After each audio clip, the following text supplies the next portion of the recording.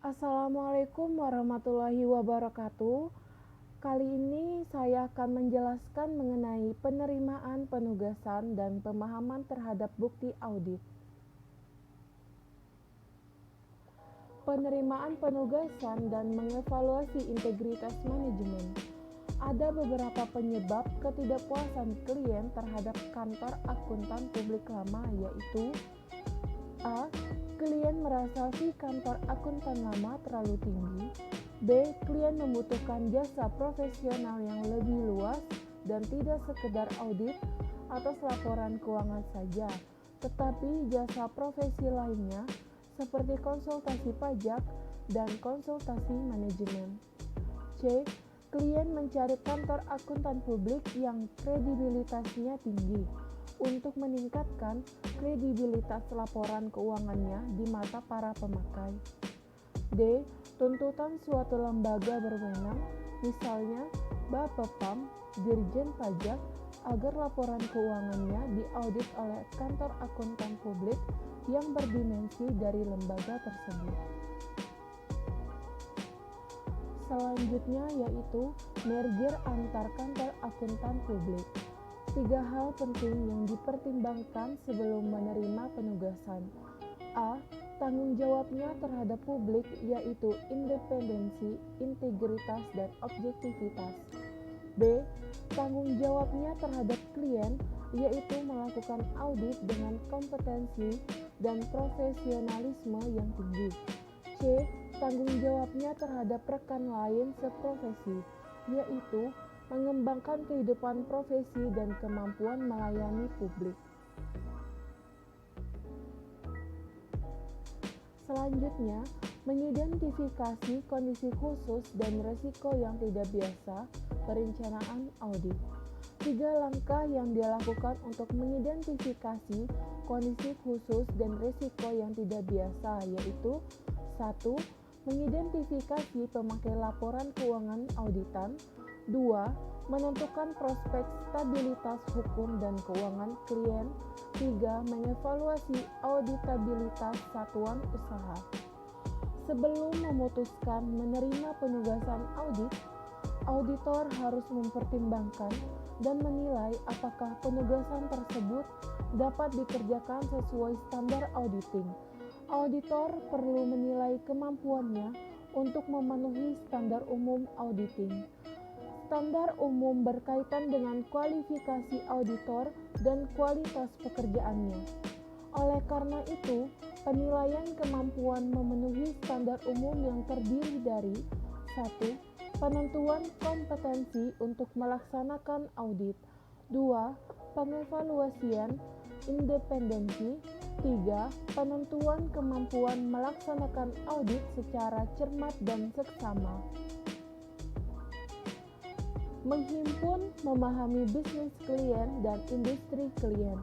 Hal yang berkaitan dengan bisnis dan industri klien dilakukan atau dipahami auditor sebagai berikut. A. Jenis bisnis dan produk klien. B. Lokasi dan karakteristik operasi klien seperti metode dan pemasaran. C. Jenis dan karakteristik. D. Eksistensi ada tidaknya pihak terkait yang mempunyai hubungan erat dengan klien. E. Regulasi pemerintah yang mempengaruhi bisnis dan industri klien. F. Karakteristik laporan yang harus diberikan kepada badan regulasi.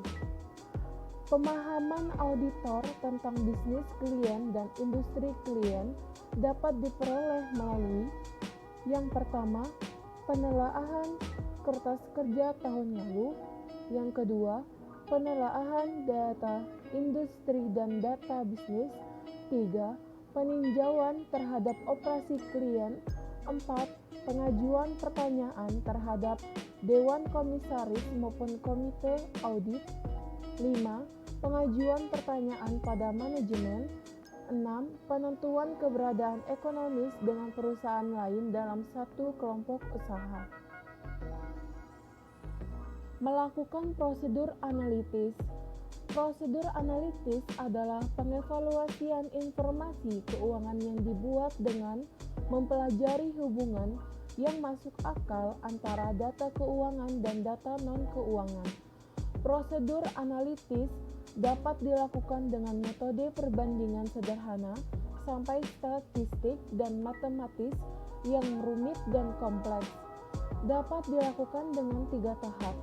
Pertama, tahap perencanaan, berguna untuk membantu auditor merencanakan sifat, penentuan waktu, dan luas prosedur audit. Yang kedua, tahap pengujian atau tahap pekerjaan lapangan merupakan prosedur audit yang optimal. Ketiga, tahap penyimpulan audit berguna sebagai alat untuk penelaah akhir tentang rasionalitas laporan keuangan auditan. Materialitas, risiko, dan strategi audit pendahuluan. Definisi tentang materialitas menurut IAI dalam SPAP-nya mendefinisikan sebagai besarnya nilai yang dihilangkan atau salah saji informasi akuntansi dilihat dari keadaan yang melingkupinya, yang mungkin dapat mengakibatkan perubahan atas atau pengaruh terhadap pertimbangan orang yang meletakkan kepercayaan atas informasi tersebut karena adanya perhilangan atau salah saji tersebut. Materialitas tingkat lapangan keuangan. Materialitas tingkat laporan keuangan. Auditor menentukan materialitas pada tingkat laporan keuangan karena pendapat auditor tentang keuangan karena pendapat auditor tentang kewajaran adalah mengenai laporan keuangan secara keseluruhan dan tidak sepotong-potong. Pengalokasian materialitas pada laporan keuangan pada akun-akun baik neraca maupun laporan laba rugi lebih sering didasarkan kepada neraca. Alasannya bahwa setiap salah saji pada laporan rugi laba pasti akan mempengaruhi neraca. Di samping itu, akun neraca relatif lebih sedikit daripada akun laporan laba rugi.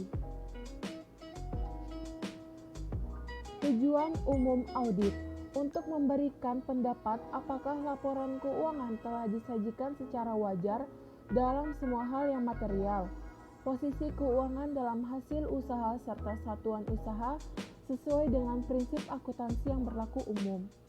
Tujuan audit spesifik berdasarkan asersi-asersi yang dibuat oleh manajemen yang tercantum dalam laporan keuangan. Laporan keuangan meliputi asersi-asersi manajemen baik yang bersifat eksplisit maupun yang implisit. Asersi-asersi dapat diklasifikasikan sebagai berikut. Pertama, keberadaan atau kejadian. Kedua, kelengkapan. Ketiga, hak dan kewajiban. Keempat, penilaian atau pengalokasian. Kelima, penyajian dan pengungkapan. Keenam, ketepatan administrasi. Bukti audit merupakan suatu konsep yang fundamental di dalam audit.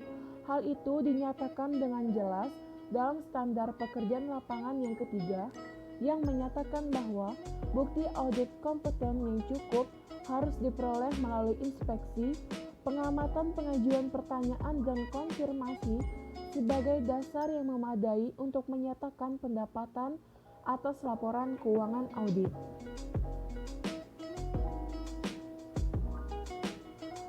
Dan ini adalah jenis-jenis dari bukti audit. Yang pertama,